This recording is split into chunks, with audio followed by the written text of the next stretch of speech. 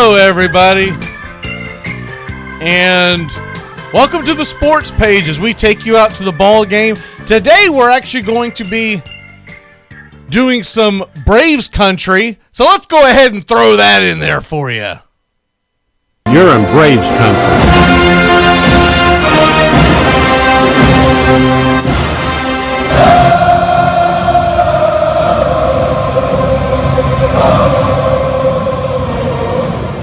All right, we're going to be doing Braves country on Fridays, Major League Baseball, throwing into the sports page, as the sports page will encompass that on Fridays, as we do a lot of football talk in the mornings, and I'm going to try to give you something for whether it's your drive home or your lunch break, whenever you decide to listen to us. Going to throw something out at here for you on a Friday, November 19th, 2021. We're getting closer and closer to the CBA expiration date, which means we're getting closer and closer to a lockout. And we all know that we're not looking forward to that, but it might be necessary to get someone's foot on the pedal. Now, as many clueless gaffes as Rob Manfred has made in his administration since he took over as Major League Baseball commissioner just a few short years ago, this will be his defining moment. Now, a lot of folks felt like that it was getting the 2020 season underway, and at the time, maybe it was. But this will be his defining moment.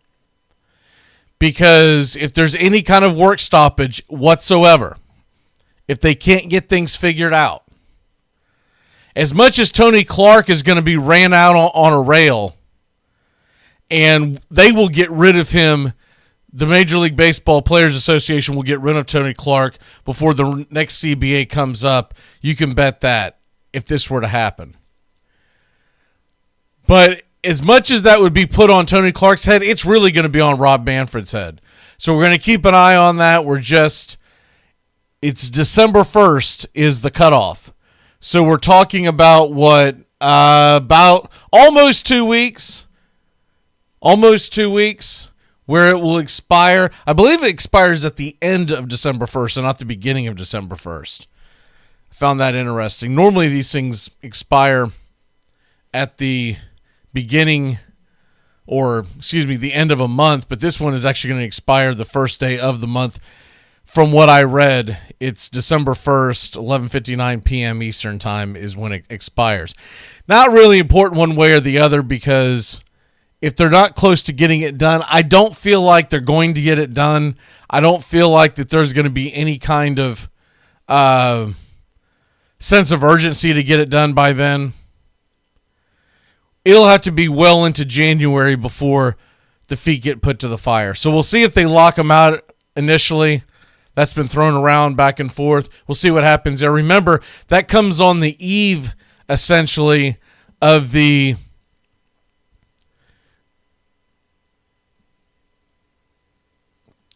winter meetings that will be taking place in Orlando, Florida this year.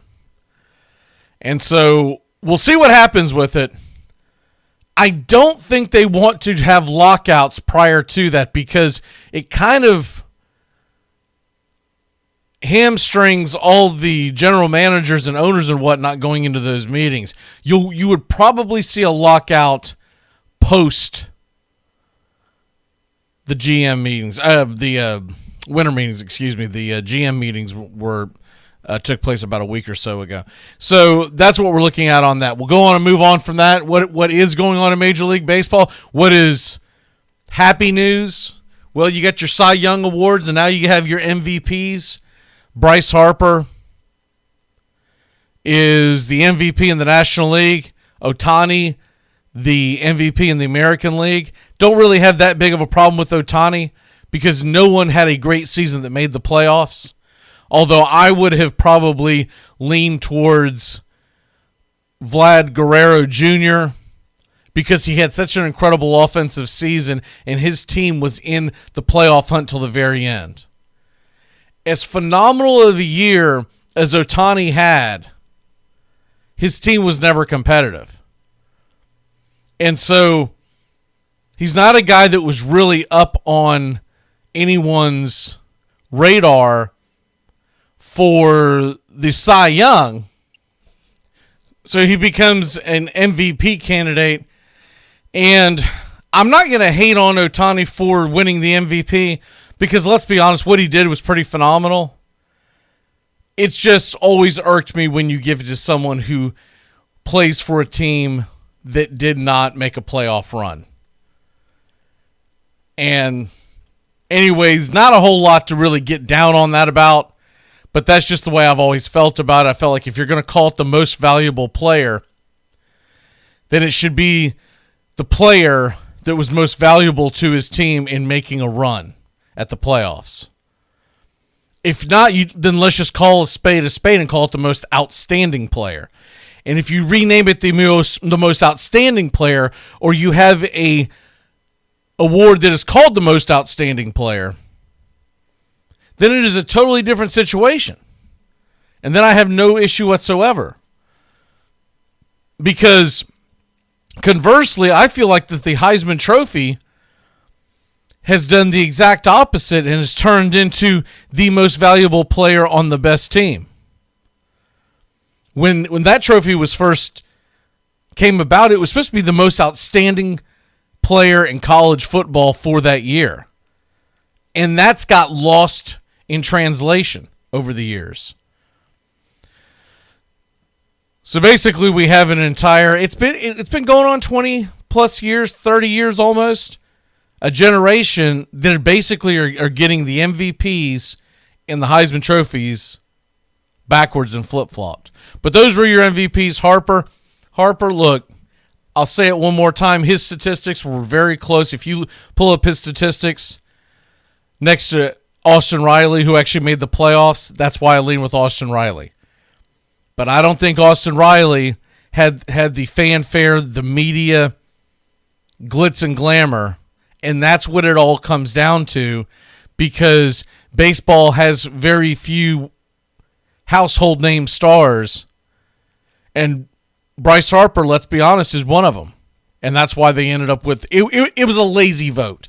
It was an extremely lazy vote, and that's how you ended up with Bryce Harper.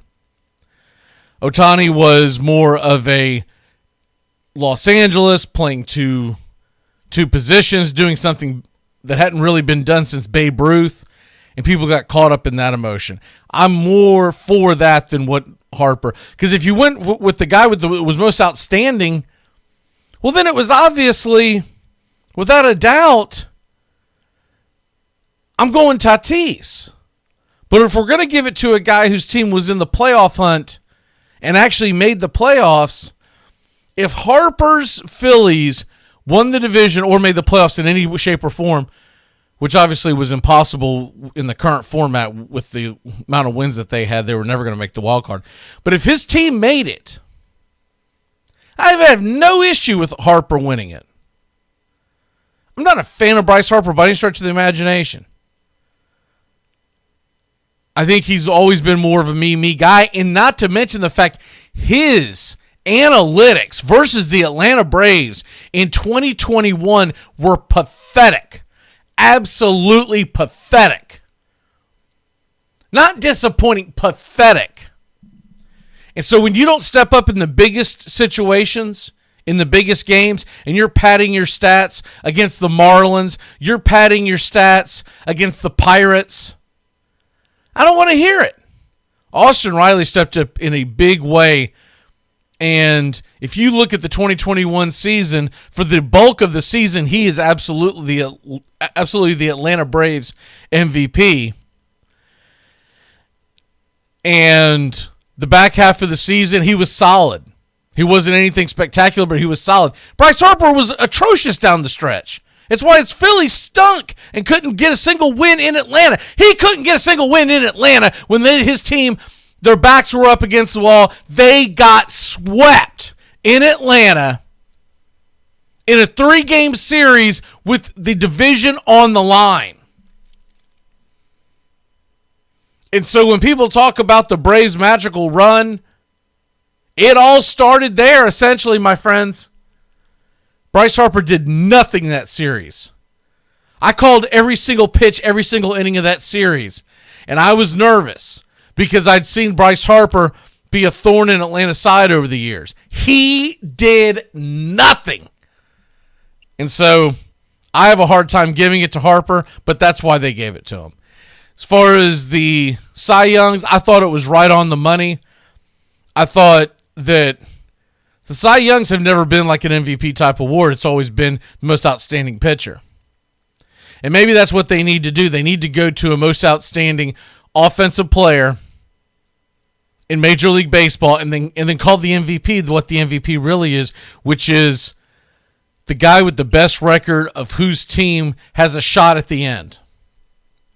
But as far as the Cy Youngs are concerned, I really thought that Robbie Ray, he pitched his ass off.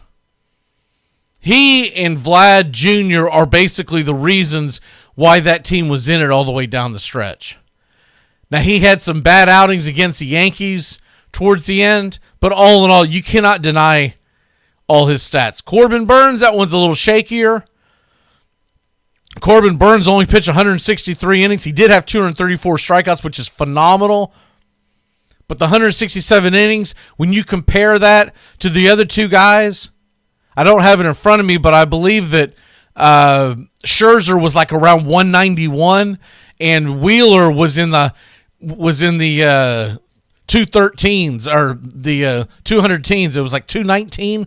It was a ridiculous amount of innings pitched. Those guys were bulls and said, get on our back. Burns, it's not his fault. It's because he plays for Milwaukee, and their organization believes in sending your guy out there for maybe 5 innings, 6 if it's going absolutely perfect, and then pulling him. But that's why his statistics are so lopsided, because he never sees the 7th inning. He never sees the 8th inning. He never carries and puts his team on his back and says, we're winning today, by God, because I'm taking the mound. That's what a Max Scherzer does. That's what a Wheeler does. Whether you like their teams that they play for or not, those guys go to the post. And I am not saying that Burns would not go to the post if he was allowed. But to give the man the award, you're rewarding him for the season. And the season, to me, fell short. So there you have that. And we move on from the awards. Those are the main awards. Down the road, I'll probably go over all the Silver Sluggers and the Rookie of the Years and the Managers of the Years. By the way, Gabe Kapler, NL Manager of the Year, phenomenal job. And I saw a couple of people that were spouting off on Twitter, Braves fans, saying, oh, it should have been Snickerbolt. Look, man, first of all, they normally don't like giving the Manager of the Year to the same guy in a short time span. Remember, Snicker just won the thing. So that's number one. Number two, this is voted on before the playoffs ever start. And I think that's the way it should be, because it's a regular season award.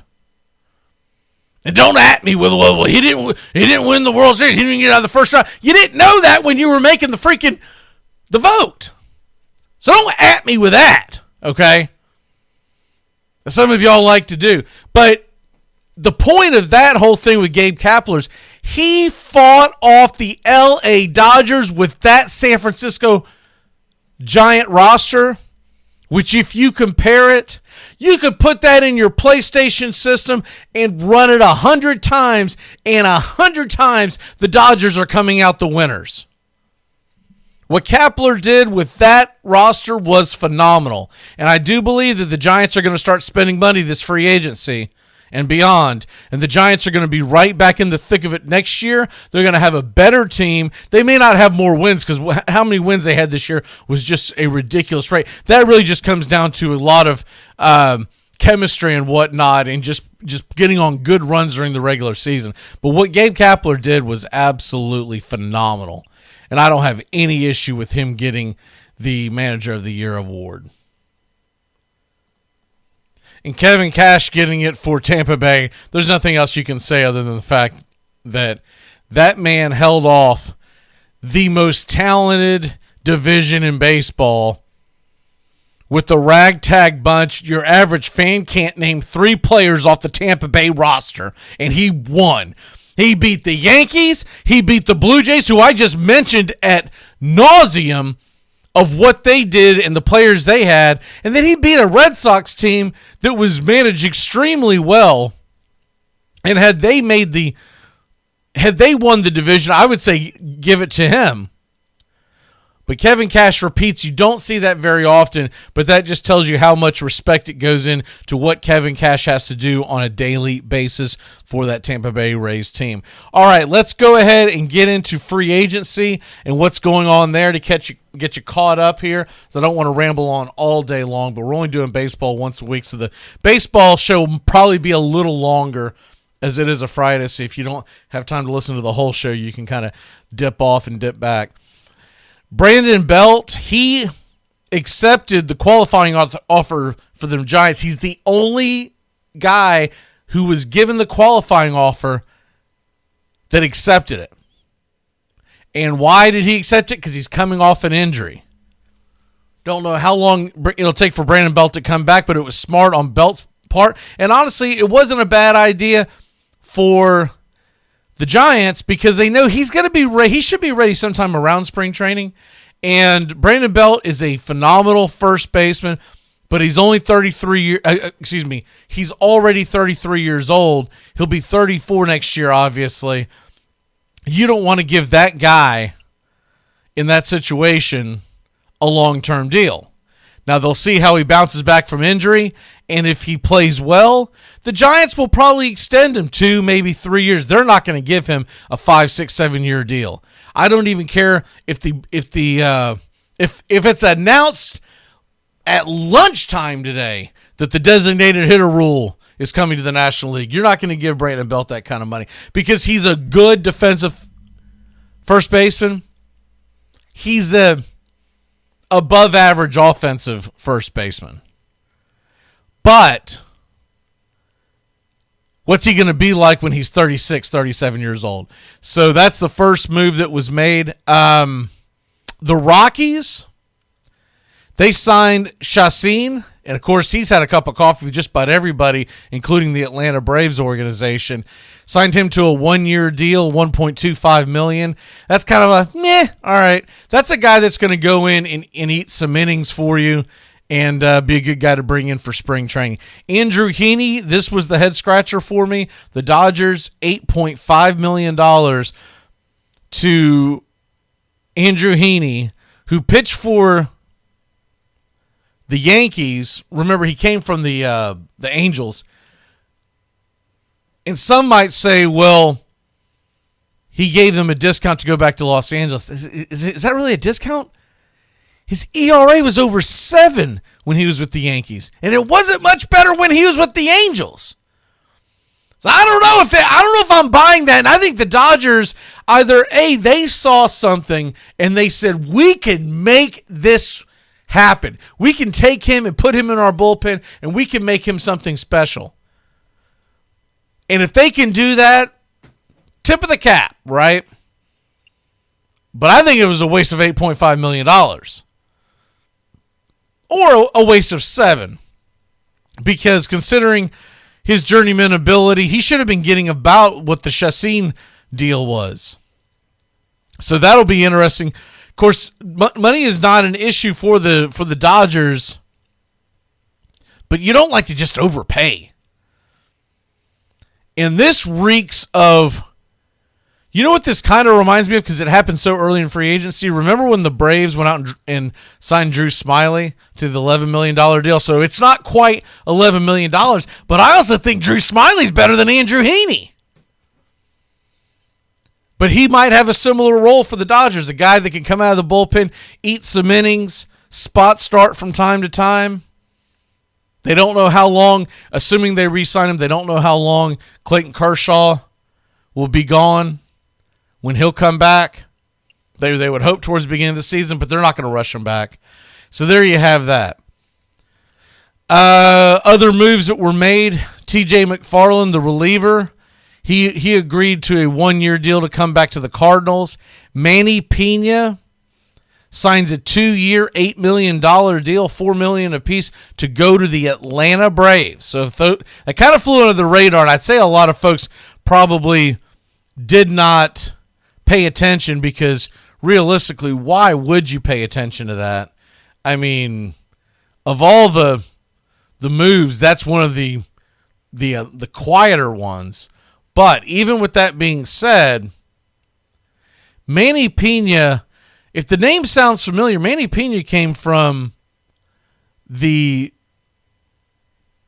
Milwaukee Brewers. He played in that series, and Manny Pena is a great defensive player, outstanding defensive player, and so he'll help spell the catching duties behind the plate for the next 2 years. Because remember, they gave the 2-year deal to Darnode, so they got their catchers set, and they'll let those young kids work behind the plate, learn behind the plate, down in the minors, develop, and they're probably going to move some of them. Because you can take a catcher in today's market and turn it into gold. Absolute gold. But with all that being said, the Braves add Pena, and I really think it was a pretty sharp deal. It really was. He only played 75 games this year because he was a platoon guy. But he got a career-high 13 home runs. And you like what you're seeing out of the Braves front office from the end of the season into the early part. Now, obviously, the big thing is, when's Freddie Freeman going to sign? And that is obviously the biggest thing. We would all hope that this gets done pretty soon. I'm not betting on it. I think this might drag on well into the winter. But I would hope they would get it done soon. If there's any guy that deserves it and deserves... Look, the Braves went at him with 5 for 135. He turned it down. This was quite a while ago. They're at an impasse right now. I think it's going to take 6 for 180, and the Braves are going to have to open up that checkbook. Look, you gambled against him, and he won. He won the World Series. The man won the MVP last year, and he was a huge catalyst. I think he finished 9th in the MVP voting this year. So it wasn't like it was that bad of a year. He just had a terrible beginning. They were betting against him. And honestly, it's a little insulting if you're Freddie Freeman. What he's done to the franchise, he is the franchise over the last several years. You got to pay the man, and I don't really care if that means you have to overpay him. You made a lot of damn dough in October in Atlanta, Georgia. So I don't want to hear about how, fiscally, blah, blah, blah. I know that the Braves organization is strapped because of this ridiculously stupid television deal they're locked into until later on in this decade. But you've got to pay Freddie Freeman. It would absolutely rupture that clubhouse. And you can mark it down right now. If Freddie Freeman does not sign with the Atlanta Braves, the Braves, in all likelihood, will probably miss the playoffs next year. Because it will take a Herculean task to keep that clubhouse together and not have them start looking around and doubting, going, what in the hell is this? You didn't re-sign Freddie? If you didn't re-sign Freddie, you're going to re-sign me? It's all going to go through their heads. And look, there's going to be guys that are just not going to be able to re-sign. Down the road, you're going to lose a guy, but you can't lose Freddie. 32 years old, 6-year deal. The DH is coming. That's not a terrible deal. And he went through some lean years, and he gave you a very, let's not forget about this. He gave you a very club-friendly deal.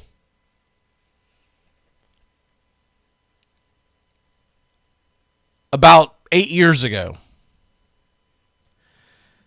So the man just wants to get paid what he's worth. Other quick hits as we're going to go ahead and jump off here.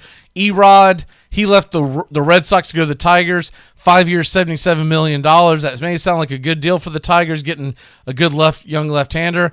I think it was extremely stupid. I don't think Erod is worth 5 years, $75 million. But we'll see. I think he's a guy that is famously off and on, off and on, off and on. And you're giving him 5 years. What's he going to be like at age 33 when this expires? Or actually, he'll be 34 because he's 28 right now, so you got to count next year into play. So what's he going to be like?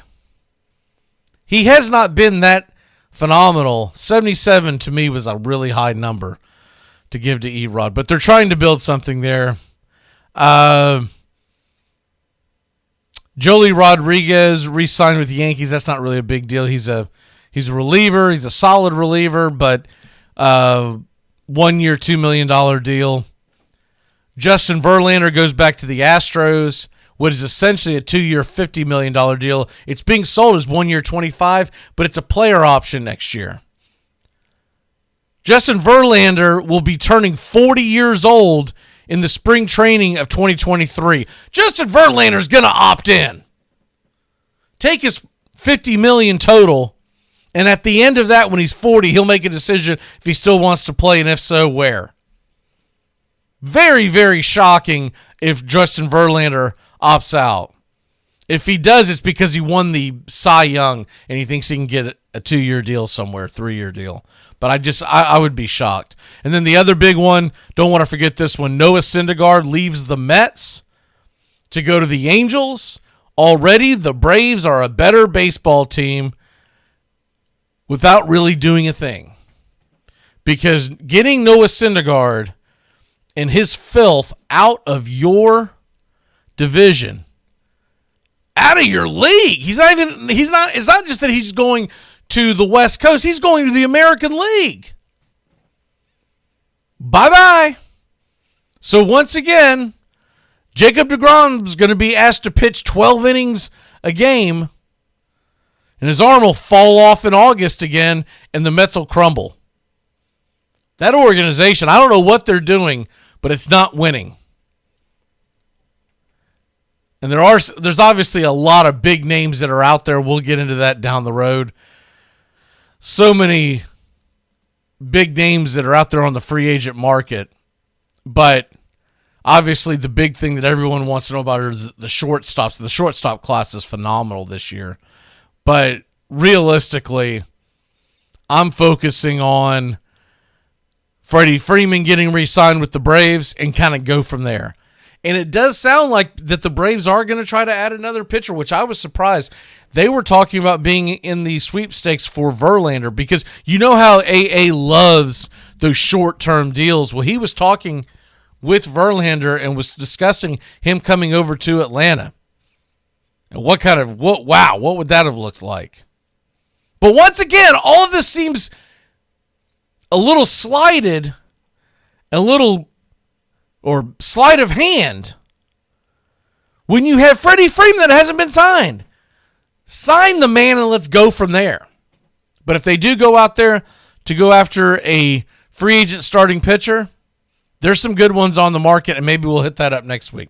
All right, have a great day, great weekend. Of course, we will be on Saturday morning and Sunday morning, so we will see you mañana. Take me out to the ball game.